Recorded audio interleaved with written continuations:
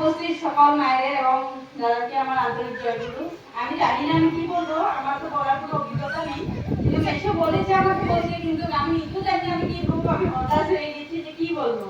তো যাই হোক, মেশো যখন বলেছে তো বলতে তো হবে, কি বলবো আমি জানি না, ঠাকুর যেটা বলাবে আমি সেটাই বলবো। তো ঠাকুর ধরে আমি কি পেয়েছি আজকে আমি আপনাদের সামনে সেটাই বলবো। কেন এক সময় আমি অনেক কষ্ট পেয়েছি আমার লাইফে। যখন আমি বিয়ে হয়েছি 1 মাস পরে আমি দীক্ষা নিয়েছি। তারপরে দীক্ষা নেওয়ার পর আমার তেমন বেশি কিছু জানা ছিল না ঠাকুর সম্বন্ধে। আমরা যে এলাকাতে থাকি ওই এলাকাতে বেশিরভাগ আদিবাসী, কার্বি এবং আসামিস মানুষ বেশি। তো তখন তো আমি এসব দেখিনি, এই দীক্ষা নেওয়া মানুষও দেখিনি। তো মাতৃসর মিলন কাকে বলে, সৎসঙ্গ কাকে বলে, এসব বিষয়ে আমি কিছুই জানতাম না। তারপরে দীক্ষা নেওয়ার পরে যখন একবার আমাদের বাসায় মাতৃসর মিলন দেয়, আমাকে বলেছিলেন গান করতে, আমি কিছুই করতে পারিনি। এখন তো ঠাকুর আসতে অনেকটা গান কীর্তন করি এবং আলোচনাও যদি মাঝে মধ্যে মাসিমা বললে বলি। তো জানি না ভুল যদি হয়ে থাকে তো হয়ে গেল, আর কি বলবো। তো মাসিমা ওরা যখন একদিন এসেছিল আমাদের বাসায়, তখন সত্যি কথা বলতে গেলে আমি তখন বসতে কিছু দিতে পারিনি মাসিমাদের। আর আমার তখন ভীষণ কষ্ট হয়েছিল আর রাগও হয়েছিল। আমি ভাবলাম যে কেন আমি অনুকূল ঠাকুরের দীক্ষা নিলাম। আজকে যদি দীক্ষাটা না নিতাম তাহলে এতজন লোক এসে আমাকে অপমান করতে পারতো না, বা আমাকে এই কথা বলতে পারতো না যে তুমি ঠাকুরকে দাও না, তুমি নিজে খাও।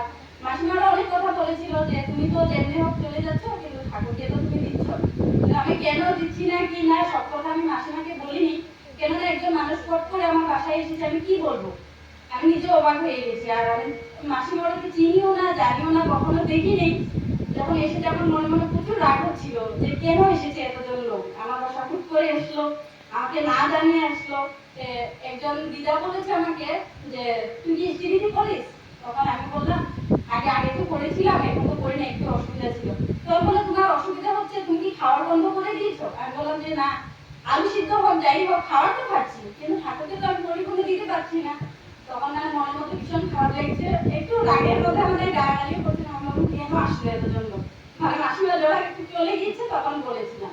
আর ওই দিন সত্যি কথা বলতে এত পরিমাণে আমার জ্বর এসেছিল রাত্রে, তখন মনে হলো ভাবলাম কেন জ্বরটা আসলো। আমি এবার আমার মাকে ফোন করে বলেছি যে মা, গতকালকে এরকম আমাদের বাসায় অনেকজন লোক এসেছে, আমি ওদেরকে জানো সবচেয়ে বেশি খারাপ লেগেছে, আমি বসতে দিতে পারিনি ওদেরকে। সত্যি কথা বলতে গেলে এটা চেয়ারও ছিল না আমার বাসায়। এই কথা বলতে গেলে কেন জানি আমার মায়ের মধ্যে কখনো একদম দুঃখ ভাব আসে আর কি। তখন মা বলেছে যে যা হওয়ার হয়ে গিয়েছে, চলে গিয়েছে, তখন কি করবে, নাই তো নাই, ওরা বুঝতে পারবে।